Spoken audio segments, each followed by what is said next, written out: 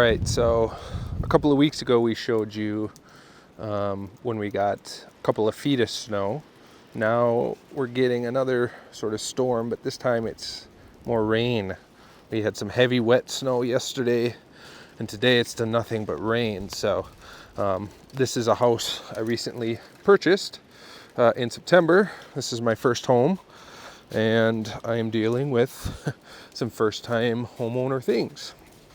So I knew there were some issues that would need to be addressed. I just hoped I didn't need to deal with them until spring, or hoped I didn't have to worry about them until spring. But one of the things, I woke up this morning and this was all full of ice and water, and it was draining into the corner of the garage here.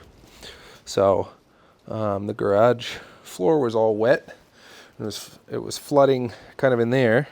So I called Dad up and I asked if he could come help. He was out trenching his driveway area because he was getting water coming into his garage. But we cleared out the trench by the garage door, trenched another spot up top here, and then we were able to dam and trench this water so it would come out to the side there.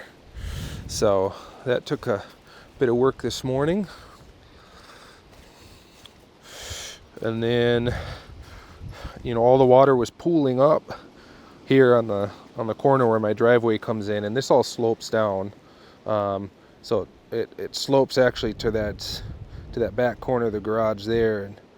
And so my goal in the spring is to kind of dig this area down here, and then I'm going to try to re-slope it so that it goes that way. I might, there's some old couple of concrete tracks that run here and here. I'll probably try to get rid of those and then just put some class 2 gravel or something like that, and then maybe towards the edge of the garage there, put in a little bit of a French drain so that it can come out here and out into the backyard area. But we ended up doing a few little trenches there. You can see, all the water coming through and going down the street there. So the grader just came by a little bit ago and scooped that up. So that was a good bit of work. But now we at least have the water flowing away from the garage, so I don't have any more water coming in the garage there. I'm going to go in here. It'll be a little bit dark, but we'll see. I had some water coming down here, and I'll show you this garage. I knew when I bought the place that it was going to have some work. You can see there where it was wet and coming down the side of that foundation there. But my goal this spring is I need to re-roof this garage, and unfortunately this is a flat roof, which again I knew when I bought the place, but we'll go up there so you can see. So here's the roof, the flat roof here. That's a little patch that I had put on. I patched these seams to try to get minimal water coming through. There was a leak coming through kind of right over here.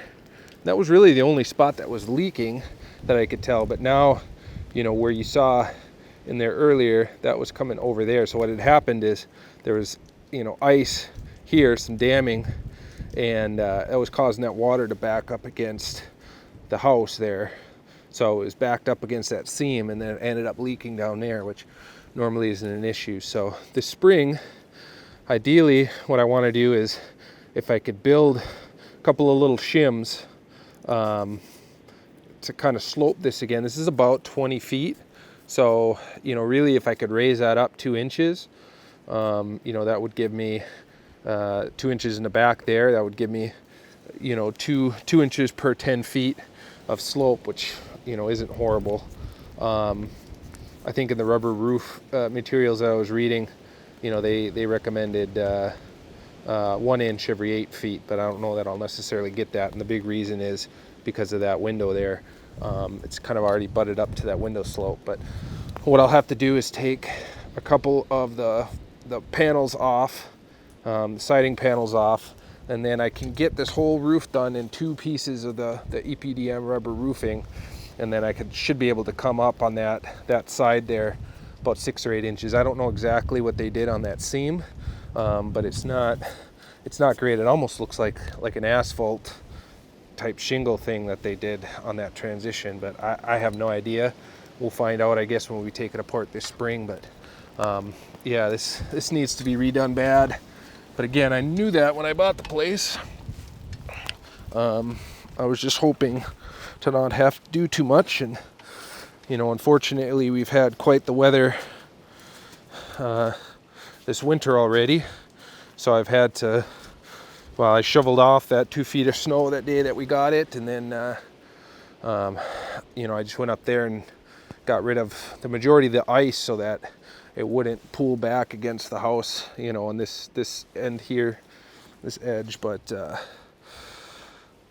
see what happens. I'll have to check again later today and in the morning and make sure that water's flowing. But again, just wanted to kind of show you guys we're having quite the winter so far. This is frustrating. It's supposed to last a couple more days, so we'll be I'm sure trenching a bit more just to try to keep everything dry in there. So not necessarily fun to wake up to, but you got to do what you got to do. So thanks for watching. If anybody is roofing or has experience with those rubber roofs, the EPDM roofs, putting those on, please leave some recommendations or hints or things in the comments. I'm going to try to do it myself. I think I should be able to do it okay. I'll have to replace some of the plywood underneath that roofing. In fact, I might try to replace all of it. It's got 1/2-inch plywood there. It's got some OSB. I'd rather just do the full plywood, and so I might end up just replacing all those panels, and instead of doing the 1/2-inch, do 3/4 inch. But again, if you guys have experience and could recommend one way or the other, let me know, and let me know on those transitions too, how that might work out. Certainly appreciate any information that I can get. So far it's been watching other YouTube videos and reading the install guides on that rubber roof install kits that you can get at Menards. I know I'm going to go for the 60 mil versus the 45 mil just to get a little bit more robust sheeting. But I don't know. Hopefully I'll film a little bit of that when it happens. But like I said, it's going to be several months away. I just hope there's no big issues that come up in the meantime. So anyway, thank you guys for watching. As always, we'll have more content to come soon. I know Dad's going to be going up to the cabin again here in the not too distant future. We're also going on a winter camping trip, so we'll be filming that and bringing you guys along for that. So stay tuned, more videos to come.